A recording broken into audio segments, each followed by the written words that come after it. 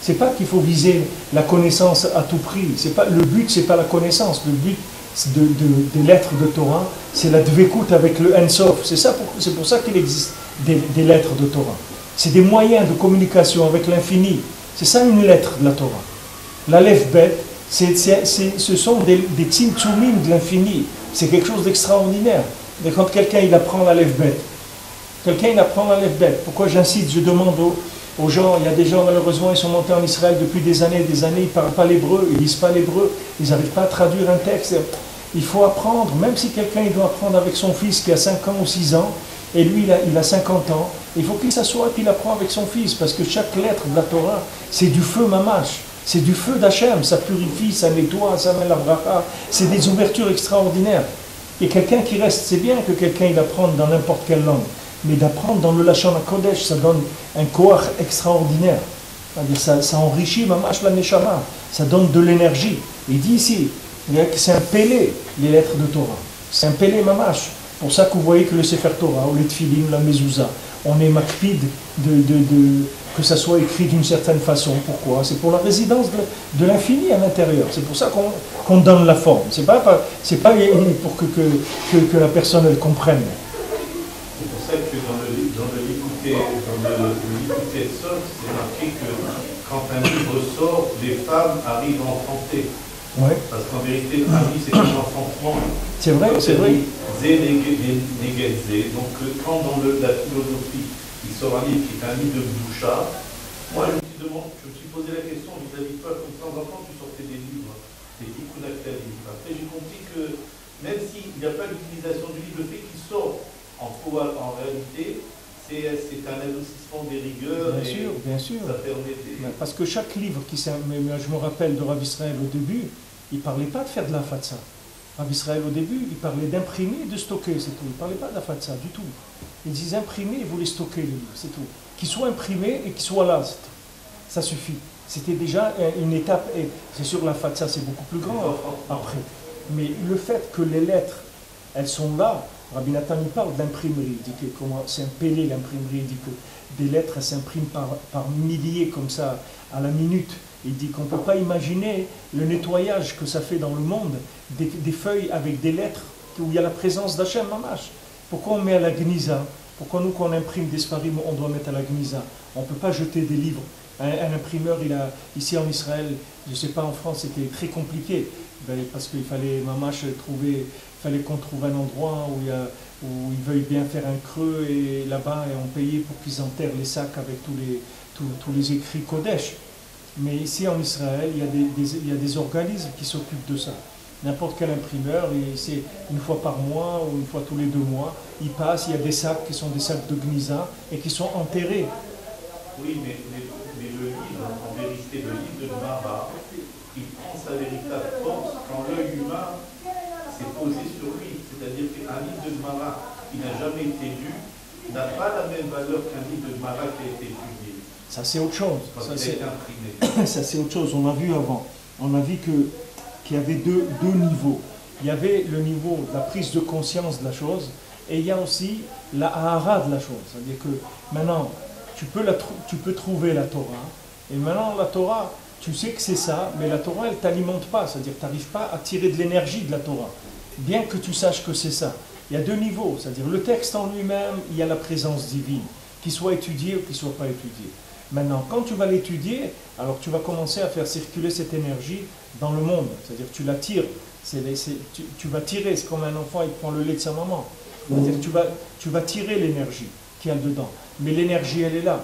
Que les gens ils étudient ou qu'ils n'étudient pas. C'est ce que je t'ai dit tout à l'heure. Pourquoi un livre de Mara il peut être posé par terre quand il sort de l'impression, et qu'après qu'il soit lu, on ne peut pas le poser par terre? Parce que quand il sort de l'impression, même quand il sort de l'impression, on ne pose pas par terre, on fait attention.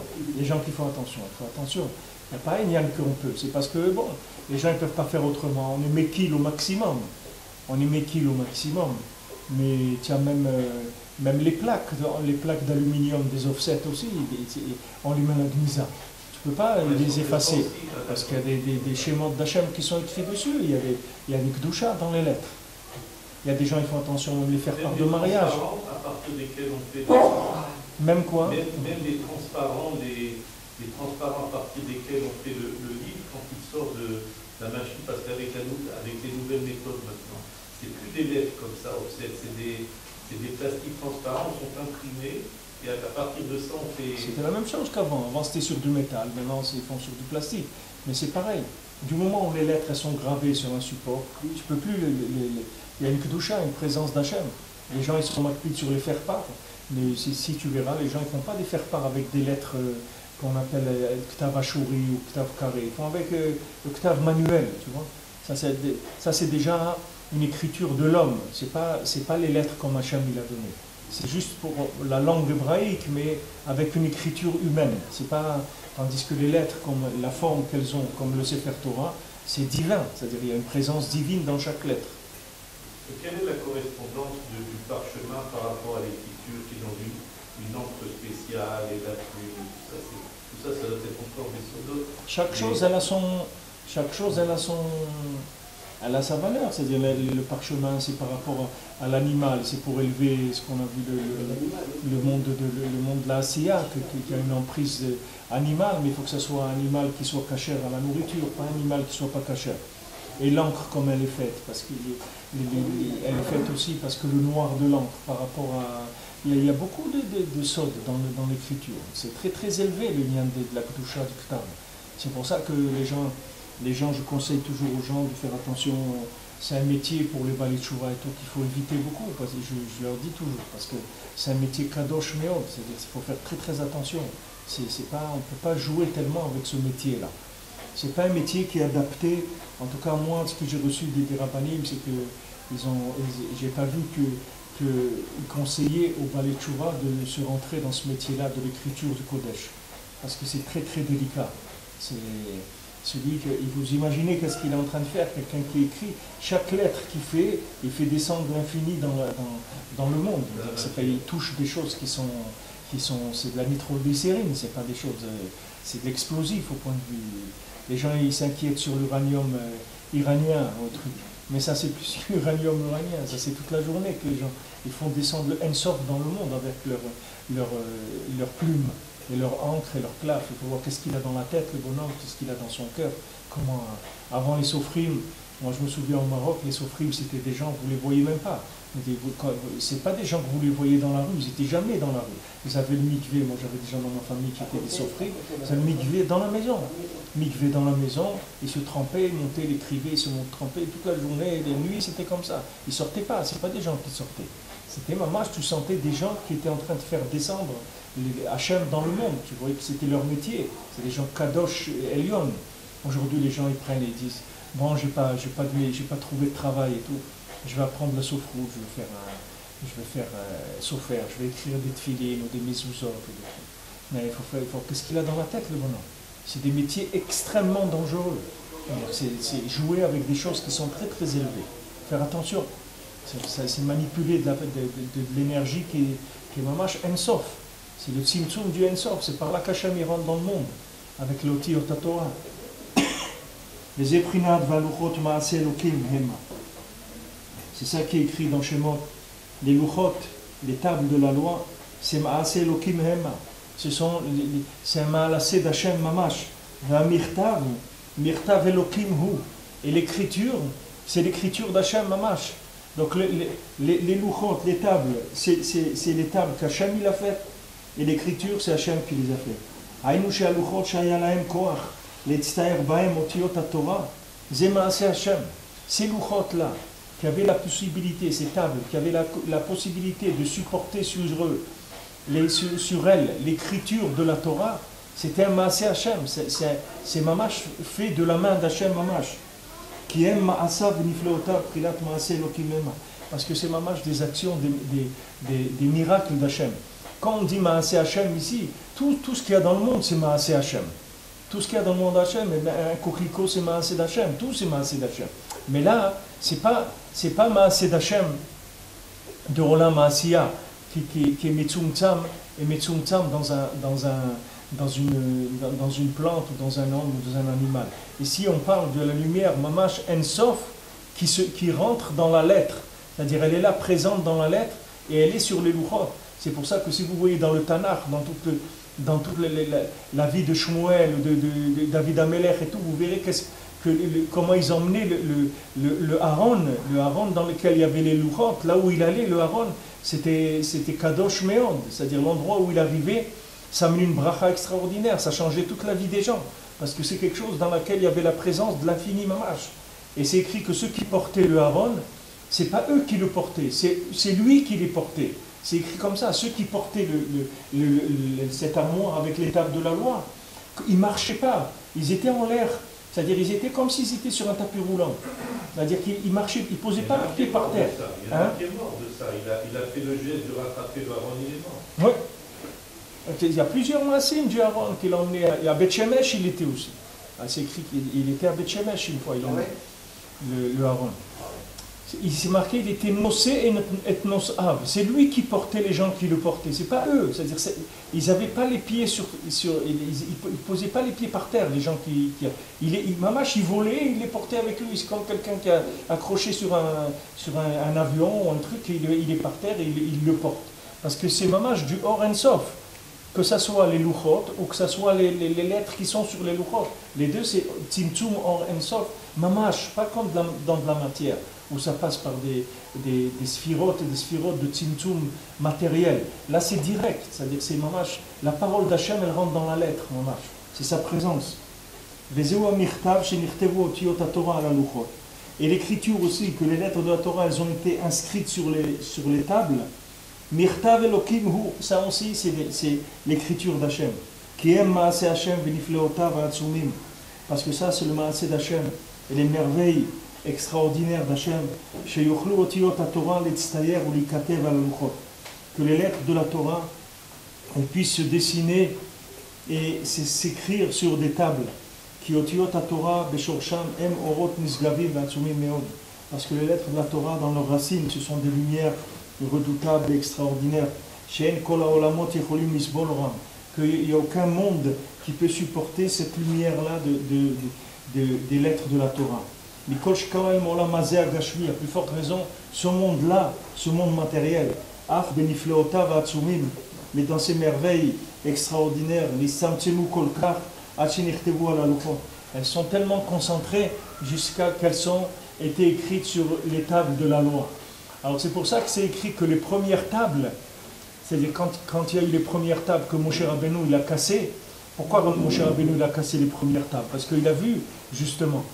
Quand il a vu qu'il est descendu et il a vu que les gens étaient en train de s'amuser, ils étaient en train de chercher à courir derrière l'argent, les femmes, tout ça, il s'est dit, attends, mais qu'est-ce que je vais leur donner ça? Je vais les tuer si je leur donne ça.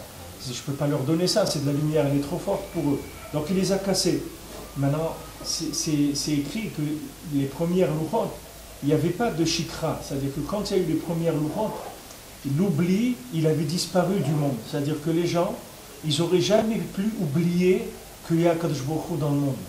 C'est quelque chose que jamais ça aurait pu s'effacer de la mémoire de quelqu'un. Alors qu'aujourd'hui, si quelqu'un ne cherche pas, ça s'efface de sa mémoire. Même quelqu'un qui a connu la Torah, même quelqu'un qui a gardé Shabbat, s'il commence à transgresser le Shabbat, une fois, 2 fois, 10 fois, 20 fois, 50 fois, il va l'oublier le Shabbat. Parce que quand quelqu'un il commence à rentrer dans un autre monde, alors il rentre dans un autre monde, parce qu'il existe des mondes de l'oubli. Mais quand il y avait les premières tables, il n'y avait pas de possibilité d'oublier Hachem. Pourquoi? Parce que c'était une telle présence dans le monde qu'on ne pouvait pas oublier. C'est-à-dire que ce n'était pas Shaykh oublier Hachem. Il était trop présent pour pouvoir l'oublier. Ça, c'était parce qu'Hachem, c'est ça qu'il voulait. Hachem, pourquoi il nous a donné la Torah? Hachem, il ne nous a pas donné la Torah pour nous enseigner de la Chokhmah. Hachem nous a donné la Torah pour qu'on soit en contact avec lui. C'est ça qu'il voulait. Maintenant, Hachem, il a fait que dans la Torah, il y avait la présence. Il y avait sa présence. Donc maintenant, tu ne pouvais pas l'oublier. Puisque la Torah, elle témoignait sur elle-même. C'est-à-dire que la Torah, elle faisait elle-même le travail de ce qui était dedans. Et après, il est venu la shikra. Après, quand qu'il a cassé les louchot, parce qu'il a vu que les gens étaient à un niveau tellement bas que s'il leur donnait ce niveau de conscience-là, les maasés, ils allaient mourir, les gens. Donc il les a cassés. Et après, il y a deuxième louchot, mais les deuxièmes louchot, elles étaient plus déjà avec une évidence tellement grande. Maintenant, quand le Rebbe il a amené l'écouter Moharan dans le monde, Rabbeinu, il a réparé cette chose-là. Pourquoi? Parce que Rabbeinu, il a dit, voilà, maintenant Moshe Rabbeinu, il a donné la Torah. Mais Moshe Rabbeinu, quand il a donné la Torah, c'était pas les premières louchot. C'est-à-dire, c'était pas une Torah qui avait la présence de premières louchot. Parce que si dans la Torah, il y avait eu la présence des premières louchot, c'est fini, l'évidence d'Hachem, elle aurait été connue dans le monde entier. Maintenant, Rabbeinu, il a fait descendre une Torah. Rabbeinu est allé chercher des enseignements. Que dans les enseignements de Rabbeinu, il y a la présence de l'enseignement.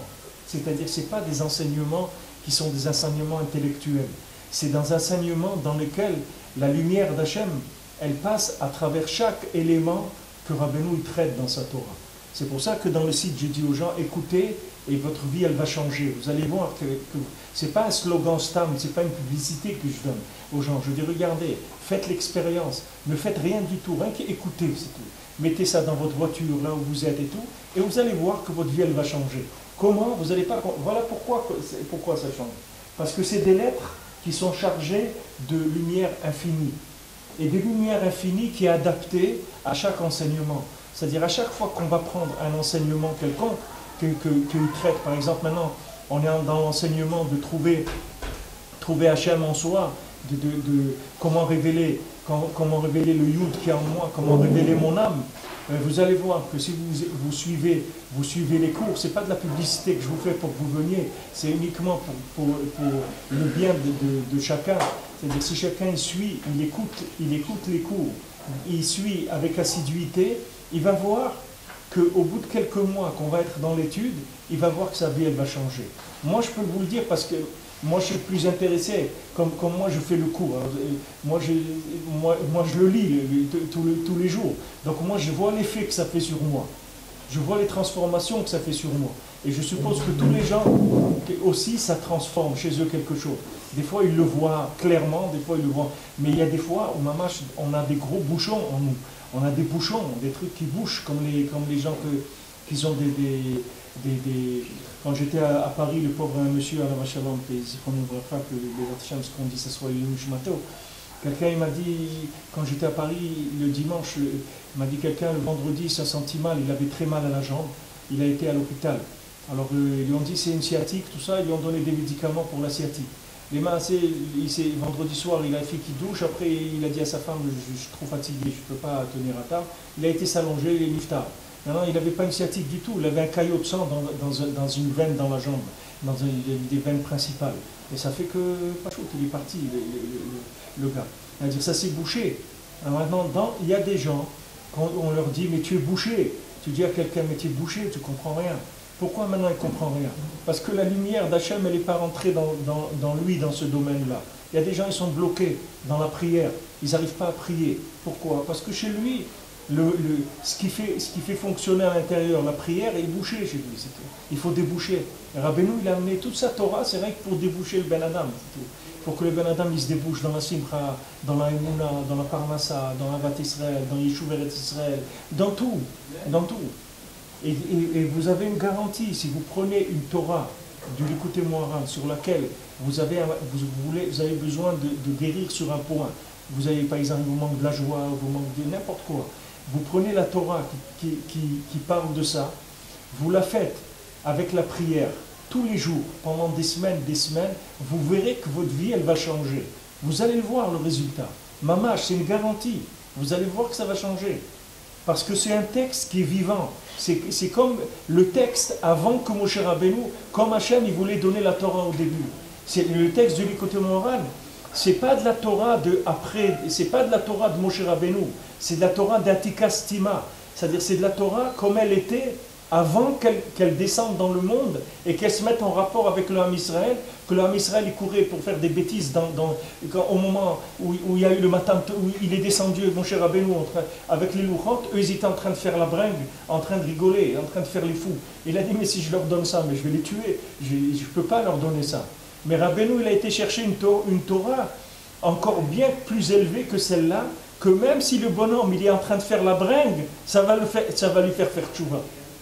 Ça va lui faire tchouva, même s'il se trouve là où il se trouve. C'est pour ça que Rabbeinu te dit, rien qu'écoute ce que je te dis, c'est tout. T'occupe pas, c'est moi qui opère, c'est pas toi. Le chirurgien, c'est moi. Moi, je vais te faire l'anesthésie et tu restes tranquille, tu t'occupes de rien. Fais ce que je te dis de faire et tu verras qu'à la fin, tu vas guérir. Dans tous les domaines, absolument tous les domaines. C'est une Torah, c'est ça la grandeur de Torah d'Antika Stima. Qu'est-ce qu'elle a de grande cette Torah? Que c'est une Torah qui est adaptée à des gens qui sont très très loin et qui peuvent les soigner même s'ils sont très très loin. Comme des médicaments. Il y avait des médicaments qui sortaient il y a des années, que maintenant pour prendre ce médicament, il ne fallait pas avoir de problème dans les reins, il ne fallait pas avoir de problème au foie. Et si la personne avait des problèmes dans ces organes-là, elle ne pouvait pas prendre le médicament. Et la personne pouvait même mourir de la maladie qu'elle avait parce qu'on ne pouvait pas lui administrer le médicament. Après, ils ont fait des médicaments qui s'appellent de deuxième génération, troisième génération. Ils ont trouvé comment faire pour toucher la maladie sans toucher l'organe. C'est-à-dire qu'il y a des médicaments que vous prenez, quand vous prenez ce médicament, il vous détruit un organe. Mais ils ont sorti d'autres générations, parce que ça y est, ils ont trouvé comment éviter de détruire un organe et pouvoir le donner à une personne, même s'il a un organe malade, on peut lui donner quand même ce médicament. Ça, le tzaddik, c'est la même chose qu'il fait. Il a été chercher la Torah dans son format originel, c'est-à-dire qu'elle puisse descendre même dans des individus qui sont en morceaux, même des individus qui sont cassés dans leur midot, dans leur façon d'être, même des gens qui font encore des avérotes, des choses, ça fait rien. Cette Torah, elle rentre chez eux, elle va les soigner. C'est pour ça qu'après Rabbeinu a commencé à raconter les Sipurim Asiyot. Parce qu'il a dit, voilà, je vais vous amener une Torah qui est la plus douce, la plus tranquille qui ait jamais existé. Elle ne va même pas vous interpeller votre cerveau, elle ne va pas vous déranger, ça va se faire en douceur. Je vais vous raconter des histoires, et ces histoires, elles vont entrer en vous, et la lumière de l'infini, elle va entrer en vous à travers ces histoires-là. C'est-à-dire que Rabbeinu l'a fait descendre une Torah. Maintenant, aujourd'hui, les gens, ils ne sont pas conscients. Mais un jour, chacun il va voir qu'est-ce que c'était l'enseignement du Rebbe. Un jour, quelqu'un, il verra dans l'Olam Haba, il va voir qu'est-ce que c'était ces enseignements-là. Alors, Rabbeinu, quand on a demandé à quelqu'un, il y avait un Breslever qui avait eu ce qu'on appelle la Megillat Starim. Rabbeinu il avait dit à Rabbi Nathan, à Rabbi Naftali, il leur avait dit toute la période de Mashiach, comment ça va être, quand est-ce qu'il va venir Mashiach et tout. Rabbeinu, il avait écrit ça. Alors, il y avait quelqu'un qui était là-bas, et que lui, il avait vu qu'est-ce qui était l'époque de la Géoula, quand Mashiach il va venir, etc. Alors quelqu'un lui a demandé une fois, il lui a dit, toi tu as vu la Megillat Starim, toi tu as vu que, alors quand est-ce que Mashiach il va venir? Alors il lui a dit, le jour où tu verras que l'écouté Moharan il s'étudie beaucoup dans le monde, alors sache que Mashiach il est là, il est proche, il est très proche. Pourquoi? Mais avec ce qu'on est en train de dire maintenant, vous comprenez, c'est pas shoot mélandre. C'est-à-dire le jour où le Likutei Moharan, c'est-à-dire c'est comme si tu dis tu demandes à quelqu'un, quand est-ce que les gens ils vont guérir? Ils vont te dire, c'est pas difficile. Le jour où tu les verras prendre les médicaments, ben sache qu'ils vont guérir. Le médicament, il est là. Le jour où l'homme Israël, il acceptera ce médicament et il commencera à le prendre, il n'y aura pas de problème. Tu verras que la Géoula, elle va venir tout de suite. Parce que dans ces textes-là, ce n'est pas des textes où tu dois aller chercher comment extirper la lumière d'Hachem. Une fois, il y avait un rab, je vous ai raconté déjà, mais je le raconte encore une autre fois. Une fois, il y avait dans des Shiva Brachot, il y a un Khatan, un Breslever qui s'était marié à l'époque avec une Française. On était invités dans le Shiva Brachot. Et le Khatan, ils lui ont demandé de parler. Il y a des rabbanim qui ont parlé d'abord. Après, le Khatan, il a parlé. Quand le Khatan, il a parlé, les rabbanim, ils ont changé de couleur. Ils ont entendu cet homme-là, qui n'avait même pas un an de tchouva, un Breslever. Même pas un an de tchouva.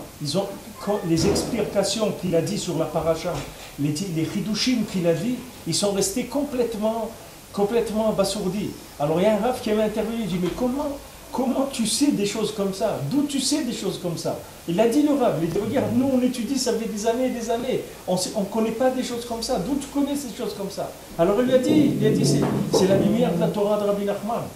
La lumière de la Torah de Rabbi Nachman. C'est une lumière qui est déjà prête à l'emploi. Ce n'est pas une lumière que vous avez besoin de vous battre pour la faire sortir.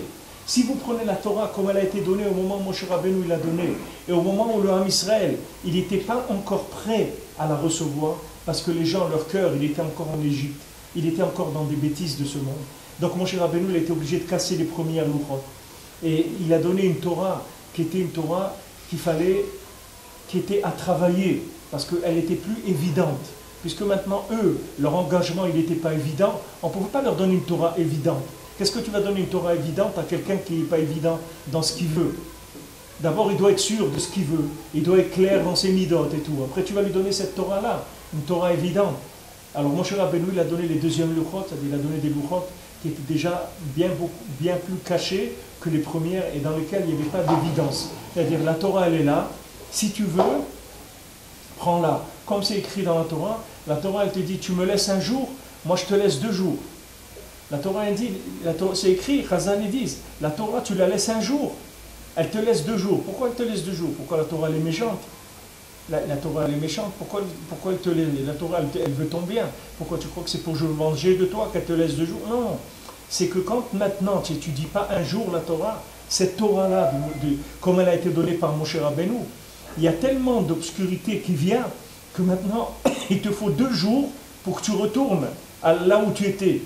Quand tu t'es éloigné un jour, il te faut 2 jours de marche pour que tu retournes. Parce que maintenant, il y a un accélérateur d'obscurité quand tu t'éloignes.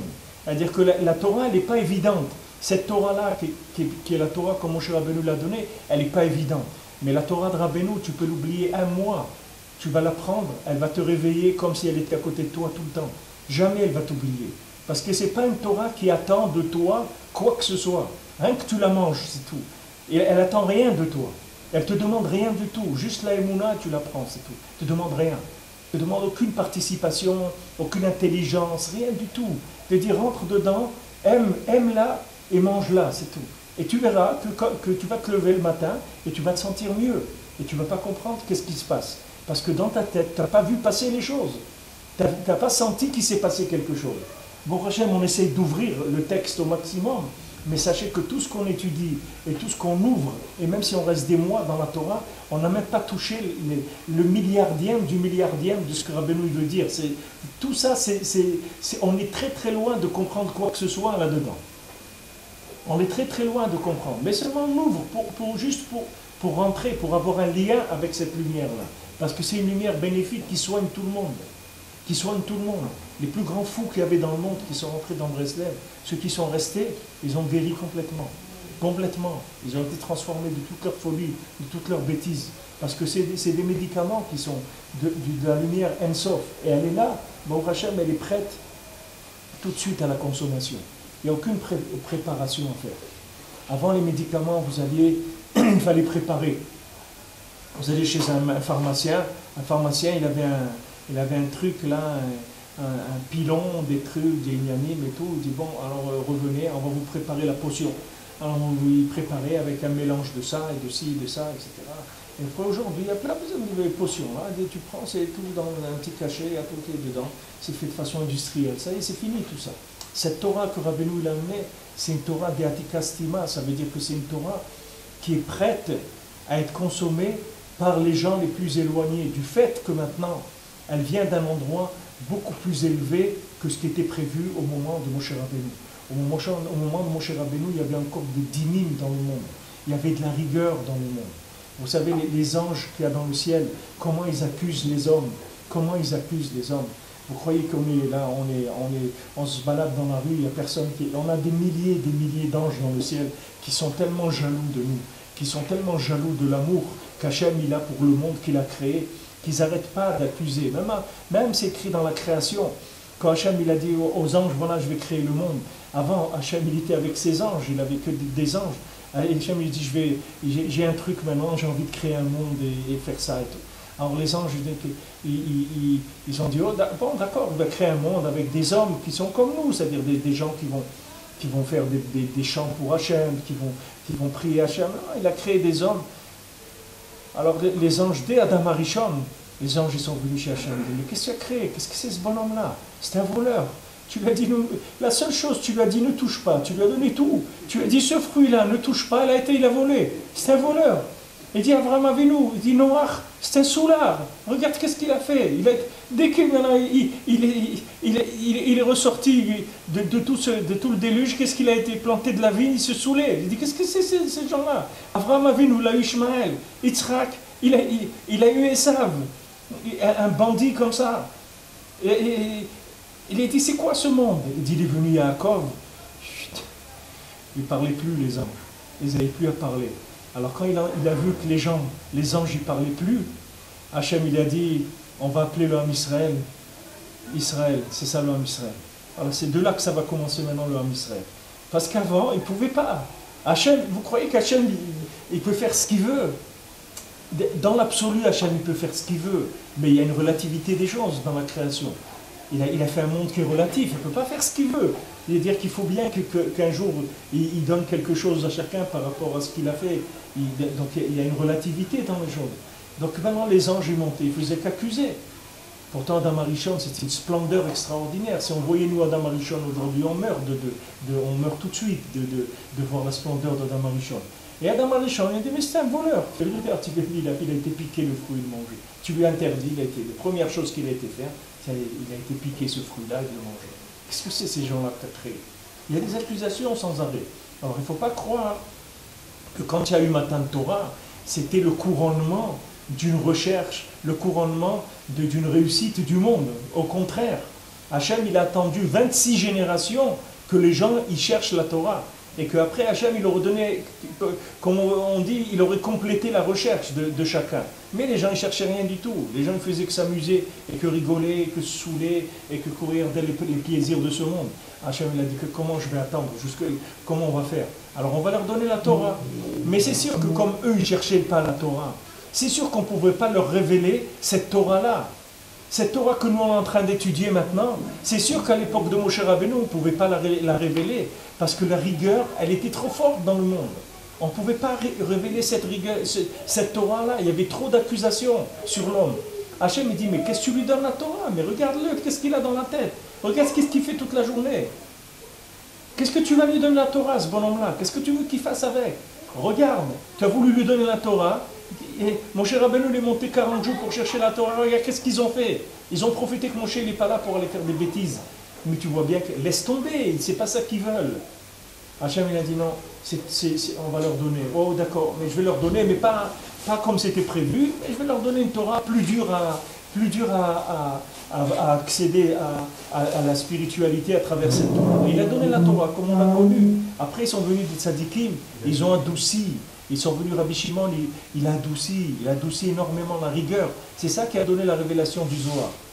Le Harizal, il a adouci, le Baal Shem Tov, il a adouci. Et Rabbeinu, il est venu, il a adouci complètement la rigueur dans le ciel. Quand il a adouci complètement la rigueur, alors maintenant, on lui a donné la possibilité. Il a dit, maintenant, voilà, tu peux y aller. Maintenant, tu peux aller, tu peux révéler cette Torah-là. C'est pas maintenant, c'est pas qu'il a décroché l'enseignement. Et parce qu'il a décroché l'enseignement, il l'a enseigné.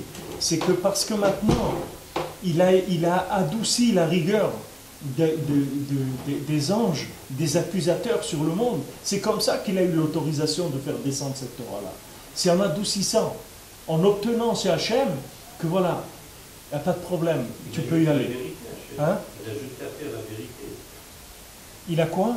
Il a jeté la vérité à terre quand il a dû créer l'homme. La vérité est venue vers lui, on ne peut pas la créer. Il a jeté pour le shalom, mais ça c'est une autre soudain. Mais ici, ce qu'on voit, c'est que maintenant, il y a eu une obtention d'adoucissement de la rigueur. Quand il y a eu l'obtention d'adoucissement de la rigueur, c'est ça qui a permis d'aller de servir là-bas. Comme le roi, il a des trésors cachés et tout, alors maintenant on adoucit la rigueur du roi, et dit bon allez, vous pouvez aller prendre là-bas maintenant, ce qu'il y a là-bas, allez, prenez. Maintenant Rabbi Nachman, il a amené le monde pratiquement au niveau zéro de mérite, pour pouvoir avoir la vérité. Aujourd'hui, il faut pratiquement au niveau zéro de la personne. C'est-à-dire que la personne n'a pratiquement aucun besoin de faire presque rien pour recevoir cet enseignement-là. Juste là, écoute, c'est tout. On ne te demande rien du tout. On sait qui tu es, ne te fais pas de soucis. On sait qui tu es, on connaît tous tes trucs. Écoute ce qu'on te dit, c'est tout. Rien que viens t'écouter. écoute ce qu'on te dit, tu vas voir que tu vas changer, tu vas faire tchouva, tu vas devenir heureux, tu vas être bien dans ta peau, tout. T'occupe pas, le médicament il est là. Hachem, toujours les magdim refoua la maka, Hachem il amène le médicament dans le monde, il amène le médicament, bon Hachem, prends-le, c'est tout ce qu'on te demande. C'est pour ça qu'ils ont dit, que c'est écrit là-bas dans Megillat Starim, quand vous verrez que l'écouté moral se diffuse dans le monde, que les gens ils étudient l'écouté moral, alors vous pourrez savoir que Mashiach il est proche. Mashiach il est proche, Mamash. Voilà, maintenant en anglais ils ont fini l'écouté moral, maintenant ils vont faire l'écouté à la chot, maintenant ils vont faire tout l'écouté à la chot. Chaque l'écouté à la chot, comment il est en rapport avec la Torah, chaque mot, comment il explique quoi dans la Torah, etc. Et c'est un travail énorme qu'il va prendre peut-être 20, 30 ans, 40 ans, je ne sais pas combien d'années ça va prendre de faire ça. Mais une diffusion de plus en plus, on voit en hébreu même combien de livres qui sont sortis pour expliquer le l'écouté moral, pour que les gens puissent étudier seuls le l'écouté moral. Le Baruch Hashem, en français, on sort un peu, on va sortir des attachants avec la traduction en français, que les gens puissent rentrer dedans. Parce que c'est un médicament que si quelqu'un le prend, il guérit tout de suite. Il guérit tout de suite, son effet il se soigne tout de suite de toutes les clipotes. C'est un chesed elyon, on ne sait pas ce que ça veut dire, on ne se rend pas compte. Combien des tzadikim ils ont souffert pour faire descendre cette chose-là, pour qu'Hachem il leur donne l'autorisation. Comme Rabbi nous rapporte dans Sipurim Masiot, quand le Satan il a vu que la Neshama de Rabbi Nachman est venue dans le monde, alors il est venu voir Hachem, il a dit bon, tu veux que j'arrête, c'est-à-dire que j'ai compris, c'est-à-dire que tu as décidé que c'est fini, quoi. Que le monde, il va maintenant, c'est la Géoula, c'est-à-dire il n'y a plus de libre arbitre. Parce qu'il a dit si Rabbi Nachman il est dans le monde, ça veut dire que le libre arbitre, il n'y en a plus. Parce que lui, ce qu'il va amener dans le monde, ça va enlever le libre arbitre. Donc tu veux que j'existe plus. Hachem lui a dit, lui, il va venir dans le monde. Et toi, débrouille-toi. Trouve-toi comment t'arranger. Mais lui, il va descendre dans le monde. Il n'y a pas de... Là-dessus, on ne reviendra pas sur ça. Alors il a cherché, il a trouvé un vieux comme ça, il a amené, et il a dit, bon, ça y est, j'ai trouvé comment je vais m'arranger. Alors il y en a qui disent que ce vieux-là, c'est celui qui a fait toutes les histoires contre Rabbi Nachman et tout, c'était un grand rave qui avait à l'époque, qui a fait toute la controverse contre Rabbi Nachman, donc il a caché. Parce que Rabbi Nachman, normalement, Mashiach, il devait venir de son époque. Rabbeinu, pour lui, c'était fini, il avait tout arrangé. Mashiach, il devait venir de son vivant. Mais avec toutes les histoires qu'il y a eu et tout, ça a reporté. Et que même aujourd'hui, malheureusement, il y a encore des gens qui parlent contre ça et ils ne savent pas que chaque parole qui est dite contre ça, comment ça retarde la Géoula, comment ça retarde la Géoula de chacun déjà, que chacun qui pourrait avoir accès à ces enseignements, comment il se sentirait bien après, si quelqu'un il avait accès à ces enseignements. C'est pour ça que chacun doit faire là où il est, la diffusion le maximum qu'il peut, parce que c'est ça la réfoua du monde, et il n'y en aura pas d'autre. C'est pas la peine de chercher, il n'y en aura pas d'autre. Il n'y aura rien d'autre. Rabbi Nachman a dit c'est terminé, voilà le dernier médicament du monde. Avec ça, jusqu'à Mashiach, vous avez tout ce qu'il faut pour vous soigner jusqu'à la Géoula, jusqu'à la venue de Mashiach. Il faut le faire. Il faut faire ce qu'il y a à faire. Rabbeinu ne demande pas, c'est pas difficile ce qu'il demande. Et c'est tout ce que quelqu'un peut diffuser, d'avoir la bracha. Dans le ciel, il aura un srout. Tout celui qui diffusera une parole de Rabbeinu, il aura un srout extraordinaire. Parce que c'est vraiment sauver des gens qui sont en train de mourir. C'est pas... Les gens, ils ne se rendent pas compte, parce qu'ils ne voient pas qu'est-ce que c'est l'être humain.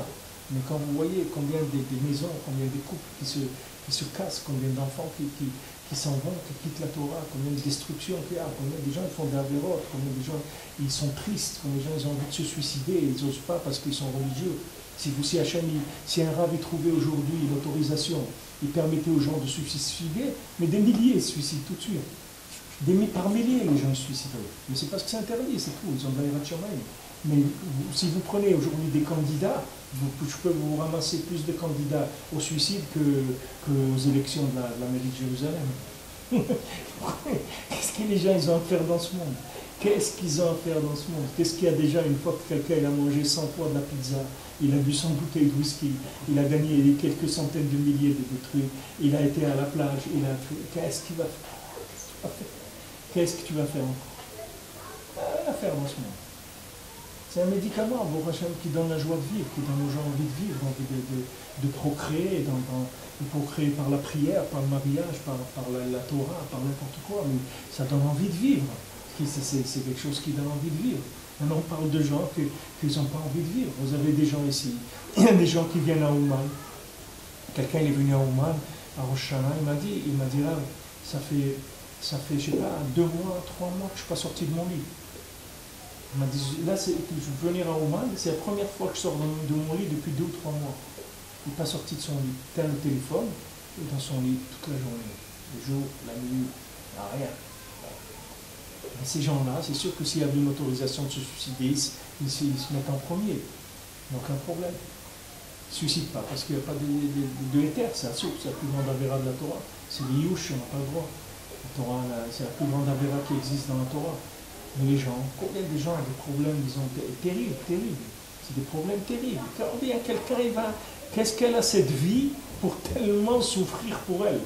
Qu'est-ce qu'elle a? Qu'est-ce que déjà elle va me donner? Ok, si j'ai la parnassa et la santé et le shalom baï et que j'ai des enfants et que j'ai une maison et que j'ai une voiture et que j'ai tout ça, après tout ça, alors qu'est-ce que je vais avoir? Voilà, j'ai eu tout ça. Voilà, maintenant qu'est-ce que j'ai? Est-ce que ça vaut? Est-ce que, comme on dit, ça vaut la chandelle? Est-ce que ça vaut? Ça vaut pas. Ça vaut pas. Est-ce que quelqu'un il a pris tout ça, si quelqu'un il va dans ce chemin-là, les résultats c'est quoi? Mais quand quelqu'un commence à sentir de la vitalité divine en lui, il commence à sentir un lien avec Dieu, alors la vie, elle commence à venir en lui, c'est autre chose complètement.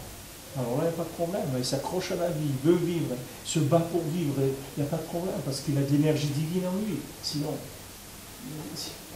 même David Améler, ça devait être un mort-né. David Améler a dit, qu'est-ce qu'il y a à faire dans ce monde? Il n'a pas envie de sortir, Bichla. Il n'a pas envie de sortir. Il y a des bébés, ils n'ont même pas envie de sortir. S'ils peuvent s'arranger à mourir à la naissance, ils le font. David Améler, il ne devait pas vivre, normalement. Il n'a même pas envie de vivre. Il est tombé dans la fosse. Hein? Rabbi Israël, quand sa mère devait l'enfanter, il est parti aux toilettes, c'était des trous à l'époque.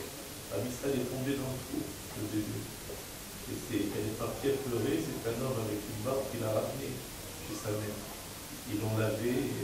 Il y a des méchamantes comme ça qui viennent, ils n'ont même pas envie de commencer. Quand ils voient qu'est-ce que c'est cette poubelle-là, ils n'ont pas envie de commencer. Regardez, les tzadikim, ils s'en vont, il n'y a personne qui vient pour les remplacer. Prenez l'histoire de tous les tzadikim qu'il y a eu ces dernières dizaines d'années, vous allez voir, vous ne trouverez aucun qui vient, qui a une histoire comme ça, ou que vous voyez qu'il est petit, déjà il connaît la Torah depuis l'âge de 3 ans, et des histoires, ça n'existe plus là. Parce qu'en haut, il n'y a personne qui veut venir. Il me dit qu'il se débrouille, moi je dis, on ne vient pas. On ne vient pas, on va laisser notre peau là-bas. Qu'est-ce qu'on va faire là-bas? Avec des histoires et des trucs et des problèmes. Là, on ne veut pas, ça ne nous intéresse pas. Si maintenant quelqu'un vient, on lui donne la Torah de Rabbeinu, comme Rabbi Nathan dit, si on me dit que je viens et je vais une fois au moins faire Tikkun HaKlali, alors il n'y a pas de problème, je viens. Je viens tout de suite. Même toute ma vie sera ce qu'elle sera, c'est pas grave. Si j'ai été une fois au Ouman et je fais le Tikkun HaKlali, je viens. Je passe la souffrance de toute une vie dans ce monde, pour ça, parce que je sais qu'avec ça, je sortirai gagnant. Mais sinon, je ne viens pas. Ça ne m'intéresse pas ce monde. Je vais faire dans ce monde. C'est ça les méchamot qu'il y a maintenant, il ne faut pas croire, ne croyez pas. Vous allez voir dans vos enfants, vos petits-enfants, les arrière-petits-enfants, vous allez voir l'intensité de vie qu'il y a en eux. Vous allez voir, en tant que petits-enfants déjà, vous allez voir comment ils sont faibles dans leur volonté de vivre. Ils sont faibles, pourtant c'est des enfants. Il n'y a pas plus vivant qu'un enfant. Et vous voyez déjà des petits-enfants de 4-5 ans, comment ils sont déjà... Ils ont des gestes d'adultes déjà blasés de la vie. Le Korach, il n'a pas la force, moi. Un gosse de 4 ou 5 ans. Tu lui dis, viens, le Korach, il n'a pas de force. Mais viens, on va aller t'acheter un pantalon. Nous, on allait nous acheter un pantalon, un truc, on était contents, on va nous amener dans un magasin. Wow, c'est la sortie, c'est la fête. On va acheter un pantalon. Mais gosse, il se dit, tu viens, il fait pas. Vous le voyez déjà, ça c'est 4 ou 5 ans. Alors prenez-le à 20 ans, 25 ans, vous allez voir ce qu'il y a. Si vous ne lui donnez pas une vitalité, une véritable vie, quelque chose de vrai, il ne s'en sort pas. Les attachants.